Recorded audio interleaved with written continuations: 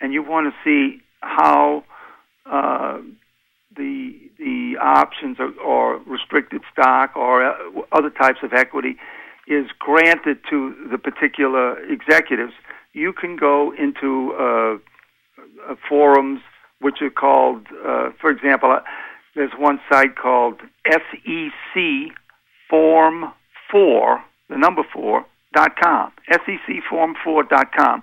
Form 4 is the form that they have to fill out and report to the SEC within 2 days of the transaction. In other words, if they're granted 1 million options on January 1st, it has to be reported within 2 days to the SEC, and you can find out what they've done up to 2 days. In other words, you can find out what they did on January 1st you can find that out on 2 days later, assuming 2 business days anyway.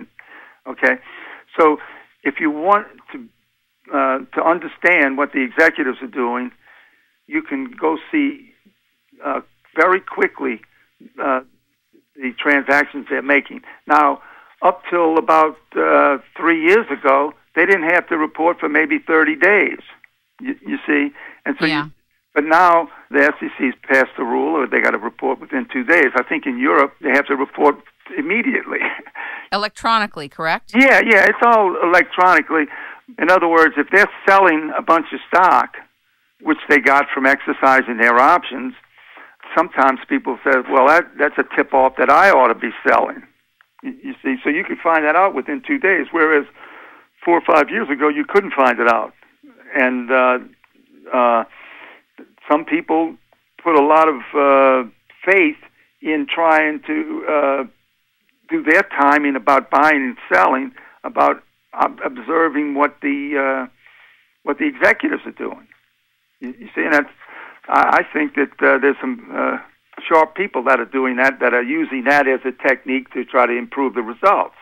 You see, and it all depends on whether it's kind of like trying to watch a cheat and see how he's cheating and betting on how he's betting. That means you would need to be following the overall strategy, too, because you need to be watching it constantly. But the thing is, doesn't it put the executives in a different business than the company they're supposedly stewarding? It puts them in a different business. And even though they say, or the buzz is about stock options allegedly align the interest of the executive with the shareholders, it's not true at all, is it? Well, it is. And I'm not saying that guys that have a bunch of equity in the stock, whether it's employee stock options or restricted stock, I'm not saying that they're not aligned. And if you do, in fact, have a lot of stock, you are aligned. But they're trying to minimize the risk and maximize the gain for themselves, you see, while being aligned. And, of course, they're being able to make a lot of money requires that the stock move up quite a bit, okay? And sometimes they might take upon more risky projects than they would otherwise, or somehow they might manipulate sales and earnings figures to make it look better so that they can now sell their stock because they know they play in the game. And I think Angelo Mazzillo from Countrywide was accused of that, and I think he settled with the SEC for $100 million or so. So, there are people. Yes, they do align their interests, but they do try to make the most for themselves while justifying it by saying, "Well, the stock's up," and you've had guys that were at Bear Stearns that cashed in a lot of money before they collapsed, and the same way with Merrill, and the same way with Lehman Brothers. This guy, Richard Bull, supposedly, I remember before Congress, they were accusing him of having made $450 million. And he had to correct the guy, the senator or the House of Representatives guy, and saying, I didn't make $400 million. I made $350 million. So, isn't this a conflict of interest, though? It appears to align the interests of the executives with the shareholders, but it can also be a huge conflict of interest mechanism. You're going to expand the stock. You're going to bloat the stock. The stock's going to go up. You're going to make a ton of money. You may take on risky projects. In other words, it may not be the best for everybody who's involved in the company. There's a lot of discussion about that, and I'm not an expert on understanding or making that conclusion. What I try to do is I try to tell the few people that listen to me, or not the big executives, because they're out there in their own world, but I try to say to people that are managers that might have $100,000 worth of shares, or $200,000, maybe up to $1 million or two, or something like that. I try to show them how that they could best manage those positions so that they end up with the most money for themselves. And these guys, in other words, if you're not a CFO or you're not an officer and director, you might still have a good load of equity in the company, especially in these high techs that have moved up over the last few years. You might have started out with $50,000 worth of something, and now it's worth $500,000 or $1 million. So, how do you manage that? Do you exercise your options and sell the stock? Are there some risk-reducing strategies? And I contend they are. And what I try to do is I try to use the techniques we use as market makers, managing options and stock position by hedging. And that is, if you own a whole bunch of employee stock options or restricted stock, you're in quite a risky position. And because if the stock drops, like Bear Stearns did, or Lehman Brothers, or some of these high techs have done. I mean, at one time, I think Microsoft was over 100. Now it's in the 20s.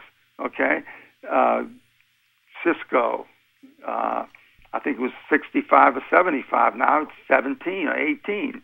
You see, so if you hold in a bunch of options that you were granted, and the stock moved up nicely. Well, how do you manage that? Do you reduce risk? And you should reduce risk. Or, if you just, I guess it depends on the relative amount that you have relative to your whole assets and things like that. But I try to tell people how to reduce the risk by hedging. And that is going and selling calls and buying puts and picking out the most appropriate one for a lot of reasons. But the companies don't want people doing that because it effectively raises the cost to the company. They don't want them to manage those options like professionals. Okay, and that's what I've been trying to do, and it's a grind because the companies put out the word that the employees are prohibited from doing what I'm saying to do. But the truth of the matter is, when you examine the contract they have with the company, they're not prohibited. But there's all of these subtle shenanigans that go on with these options and restricted stock, and so there's all of these misconceptions. And your site is about people having new ideas and rejecting the old mindsets and things like that. And so, to some degree, I'm doing that. So, do companies love you, or they don't love you? The companies don't like me, and the employees are kind of afraid. They don't know the subject well enough. So what they'll do is they'll go to some advisor at the company, and the advisor at the company will say, "No, don't do that. We really don't like you to do that." And they don't know whether they're allowed to do it as a matter of contract or not, and so they kind of go along with the company, and the company really just intimidates them. But anyway, that's life. Got it. Talk about SEC Rule 16, B like boy -3, D3. Can you for a moment? Yeah. Well, the Securities and Exchange Act of 1934 made it such that an officer or a director if he bought and sold securities of his company that he worked for,